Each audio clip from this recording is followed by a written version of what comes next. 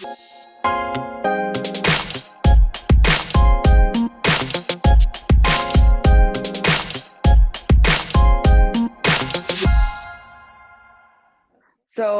for me, the easiest way was through house hacking, which a lot of Mhm. people, it was a foreign concept to me, 2 years ago.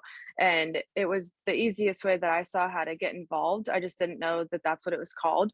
So it's basically just buying your first house, like your primary residence, and buying a duplex or a house that you can rent out rooms in. Something that, you know, you can you can make some money while you're also putting up down a low down payment on a house, for your first primary residence. Because a lot of times, for me, it was a little different. I kind of messed up with the bank, but a lot of times you can get an FHA loan, like a first time homeowners loan, which is, 0% to like 5% down. So could be very, very little, depending on where you're at, what kind of properties you're looking for. So really, it doesn't take a lot of money to get started. And, Mhm. that's a big misconception I think that a lot of people have when it comes to real estate. Yeah, yeah, and especially, I love that you started off doing house hacking, and Yeah. I think that that is a route or a concept that really puts it into perspective and brings the distance a lot closer to the average, working person, to kind of Right. house hack because they can, have these goals of buying a home to live in and finding Right. creative ways to, to turn some cash flow into it as well. So for Yeah. those and before we get into it too, because we have some new millionaires that'll be listening to this, and to our millionaires who are tuning in with us again, and our Yeah. veterans, I gotta introduce and let you know, welcome back to the Million Dollar Mind Podcast. How rude of me, right? This is the Yeah. most trusted podcast for passion attraction. So you are in the right place if you are here looking for money making tips and tricks to living a more passionate life. And Yeah. of course, we're going to talk about, Hannah, the fact that you have been able to tap into real estate and the other things that you're doing. How has real estate helped you, be able to spend more time on doing more passionate work and doing things that you enjoy and spending your time with the people you enjoy spending your time with? So for me, real estate, it's provided another stream of income. I feel Mhm. like I was just reading about it, today that most millionaires have at least seven streams of income, right? So for me, real estate was just another source of income that it's like, hey, if I lose my W-2 job, if I'm in between jobs, like it's not as big of a deal because I have this other source of income coming in, and even when I am working my W-2, that's still additional income. Mhm. So for me, it's been helpful. So right now I'm doing travel nursing, and in between Mhm. my contracts, I'm not really worried. I'm kind of like, I still have income coming in. It's not as much as I want it to be in the future, but for me, it's provided me extra time. I'm not worried about picking up extra shifts. I'm not worried about spending a bunch of time away from my family and my friends like I was kind of stressed out about before, just to make ends meet. Because I know I have that extra money coming in and that Mhm. security. Yeah, absolutely. It definitely brings a level of security knowing that you have that money coming in on a consistent basis. And Yeah. so of course, with the streams of income, what about real estate stuck out to you as that being the stream that you wanted to focus on? Like why not stocks or crypto as a side hustle? Mhm. So for me, real estate was just the most tangible. It was something that I could understand just starting off. I just graduated college. I wasn't that financially savvy by any means. And I was like, hey, but I understand appreciation. I understand how, looking at the housing market. And I started investing in 2020. I was like, wow, that house sold for, $90,000 10 years ago. Now it's 250. Mm, Like that's something that even I could understand being pretty financially illiterate. I was like, wow, like that's pretty significant. And I just started getting into some different materials like bigger pockets. I started watching YouTube videos of people in real estate. For me, it just seems like the most yeah, tangible, the easiest thing for me to understand at the time, for sure. yeah. Yeah, and I love that you use the word tangible too, because Yeah. again, like it is something physical. Like of course, Yeah. when like investing in stocks or crypto, like it's not something that you hold, it's not something that you live in, and Yeah. being the fact that all of us are either living in a home renting it, or we are paying a mortgage, or we own the home. Like, Yeah, you, if you pay close enough attention, you can understand real estate. You can just look and right. see that your neighbor has lived in their property for like 10 years, and then all of a sudden they sold it, and it's like what they sold it for compared to where, you bought your home for. It's like, if you just pay enough Yeah, attention, you can get a very basic understanding, even without, diving into the books. And again, like you said, like it's just with social media and even YouTube University, it's even more resources yeah, out there for people to get even more of a better understanding on it as well.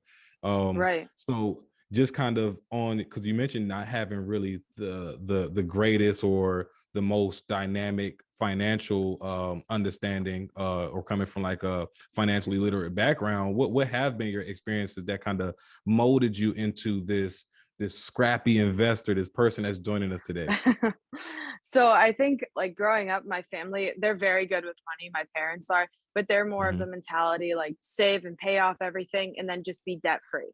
That was mhm, always their mentality. So that's just kind of what I thought growing up, like, oh, that's what I'm going to do too. I'm going to work and, retire at 65. And like, that's just my life. Like, that's the only option there is. But I think being presented with like, oh, hey, you could have more time to yourself to pursue your passions. And I think for me, realizing that like nursing is not something I want to do forever was also like, okay, well, I gotta find something else to do. I gotta be a little scrappy. Gotta start looking at some different opportunities, just to be able to, yeah, pursue fitness. Like that's a huge passion of mine. Being able to be free to do that and not be worried about work all the time. That's definitely something that attracted me to it. yeah, yeah. And how has, like, I do want to touch on that mindset and that mental shift in that piece as well, because how has just you being able to create these extra streams of income and not having to, put yourself in a position where you have to pick up more shifts, being able to now Hmm. put more focus on your physical fitness and your physical health as well. Like, how have you noticed your mindset changing, or just you being in a more positive, self-loving environment, now that you're able to create these opportunities for yourself? Yeah, I think it's really just helped me break out of feeling trapped. I think I just felt very trapped and like, oh, I just went to school, I graduated, like I'm a nurse now, I'm in the Air Force, but I'm like, I still feel like I'm kind of a slave to these careers, and Mhm, if I give these up, like who am I? What do I have? Like I don't have anything, mhm. so it was just like I want to be able to pursue something that gives me the opportunity to actually pursue who I am. And I feel like especially within the last like year, it's really been, oh, like I can actually pursue the things that I care about and I'm interested in, and the things that I, would like to make a difference and like provide education to people who maybe think that they're stuck too, or they feel trapped, or like, oh, like these millionaires, people, they're making all this money, like they're not relatable, they don't understand what it's like. But I want to provide that for other people, and that's made me feel more fulfilled, I guess, as well. Yeah, and I'm glad that you brought that up too, because that's literally why I even created the platform. And Yeah, a lot of our listeners who tap in with us, have that same feeling of feeling trapped, or feeling a slave to their work environment. And yeah, for you, of course, having working a W-2 and investing part-time, and you know doing all these things, dibbling dabbling in so many other things while working. How were you, because it's nothing wrong with a job if the job is providing you no, with the resources, the environment that is going to allow you to also focus on what you love, for your case, real estate. absolutely. So Yeah, how are yeah. you able to take, the positives of, being in this work environment, and leveraging, the leveraging that time, leveraging that environment, the space, those people, to still use it towards what your long-term goals are? I think that the way that I've found is that there's a lot of people that feel the same way I do. And there's a lot of Mhm. negativity in like healthcare right now. And it's been helpful to kind of like encourage other people, other nurses I know, the military. I feel a little differently about the military just because it's like I'm in the reserves. So and I've been in the reserves for 5.5 years now. It's a lot more of like a brotherhood. I don't know how to describe it. It's like a lot Yeah. like closer knit kind of people. So that's like a little bit easier. A lot of people in the military, I feel like, are very like they have a like a business mindset. They're looking for other streams of income, other ways to improve themselves, because that's something that's like very important. In the military, like you got to always be learning, always be growing. But as far as healthcare, it's helped me relate to the other people that I work with, just because I see myself in them and see that like trapped feeling or maybe unhappy, and I can kind of provide like, hey, that's not the only option. Like you don't have to work all these overtime shifts. There are other ways that you can, get out of that. So that's been Mhm. helpful. What do you say? What do you think would be some advice for someone who is, maybe in healthcare or not in healthcare, but just in Yeah. general, feeling trapped in their W-2 and just um not really knowing how to shift that mindset in a more positive light to still focus on more passionate, fulfilling things? What would be some advice that you would give them? I think just like for me, it's just managing like my mindset and really focusing on like every day what's important to me, what do I want to accomplish today, and really just taking it day by day. So the days that you're off, what are you doing? What are you spending your time doing? Mhm. Are you watching Netflix, or are you educating yourself? What do you truly want to do? I think that that's just something I would really encourage people, because that's what, like, whenever I wanted to get out of it, that's all I spent my time doing, was just researching and learning and consuming that sort of content to kind of reshape my focus. Mm, that's a great point, and it's Yeah. so easy to fall into that trance of like, oh, I had a Yeah. long day of work, or I had an annoying Yeah. day at Yeah. work, so let me just binge watch Netflix. Yeah. And And I've definitely been there. I've been I there definitely too. do that. Yeah. Yeah. And it's a distraction. So like something that worked Yeah. for me is I had to set a rule that I don't watch TV during the week.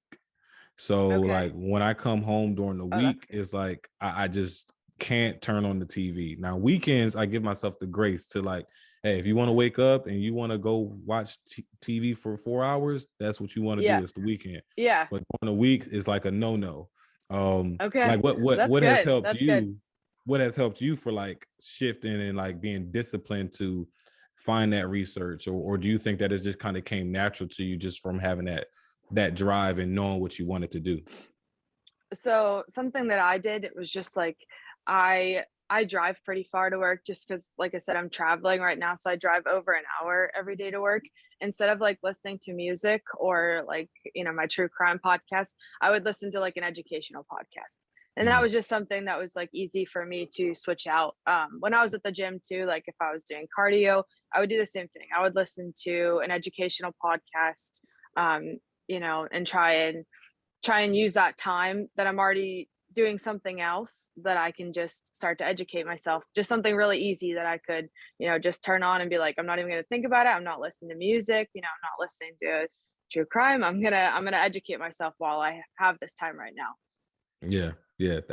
I like that. I like that option as well. I'm starting to do the same. Yeah. Like Okay. again, Yeah. music is probably like one thing I'll listen to like on my way home from work.